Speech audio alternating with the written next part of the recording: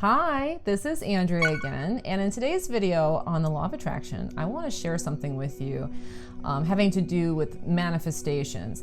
Sometimes when there are things that you want that aren't materializing, the problem isn't that it's something that you want, but more because the desire is actually a reflection or a manifestation of a limitation of your ego.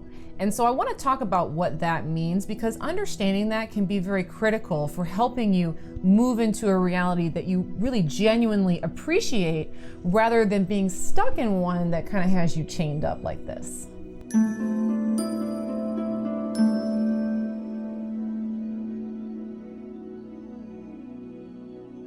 All right, so sometimes there are things that we want because we genuinely believe that in the having of those things, we're simply going to have fun with it, or we're going to enjoy it. But sometimes there's things that we want because we're actually trying to run away from something that we fear. And that's really the distinction. See, if there's things that you want, and really the main objective is, I'm trying to get this thing because I'm trying to run away from something that I don't want, all that's really doing is adding a focus on running away from what I don't want. So let me give you a couple examples. Let's say that you've made it your goal to manifest a lottery win, or you want to win like $1 million or $200 million or something like that. Now, if the primary motivating force for wanting that is that you're trying to escape being broke, or that you're tired of feeling like you don't have enough money, then that's kind of an example of a limitation of the ego. I feel like I'm chained to poverty, and I feel like I need this external thing to come in and solve that problem for me. And so I'm not really running towards the $100 million or whatever because I really feel that that would just be fun. Rather, I'm running away from a life that I don't want. And that's kind of the distinction. Here's another example. Let's say that you have your eye on somebody and you really want a relationship with this particular person. But if you look at the person on paper, they don't really have anything that's positive for you.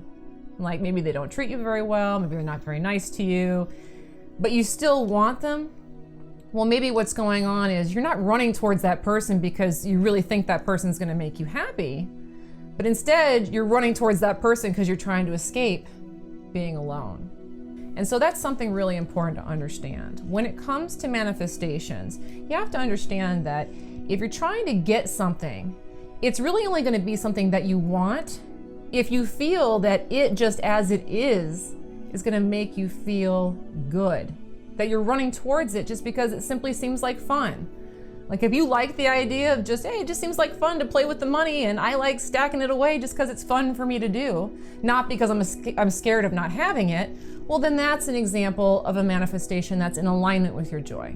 If you're running towards a person because that person is fun and you just like being with them and they feel like a good match for you, not because you're running away from a life you don't want, well then that's an example of a manifestation that's in alignment with your joy. And it's really important that you run towards the things that bring you joy.